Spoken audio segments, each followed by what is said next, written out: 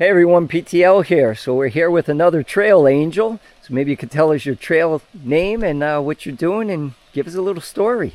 Yeah, hi, I'm Johnny Shofar. Last year I was making breakfast for myself on the overlook, and these hikers came by, and unsuspecting, I didn't know anything about being a trail angel, but I fed them.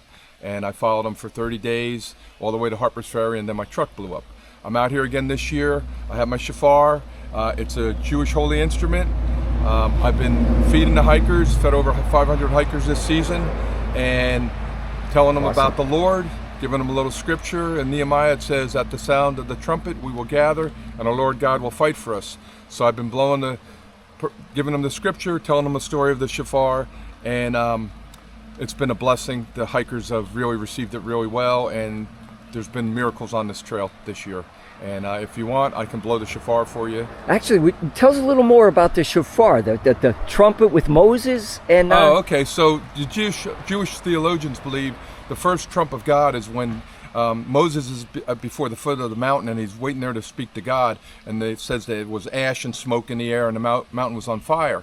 So it says in the Bible, the trumpet waxed louder and louder, and then God spoke.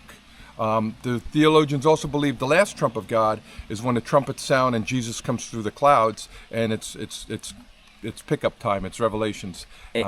Amen. And so I'm out here. Had a Christian group come through. 10 kids come through. The pastor of the group allowed me to blow the shofar, and he prayed a blessing over them. They're doing a 6-day hike through the Notch. Johnny, maybe you could blow the shofar for us. That'd be awesome. Sure.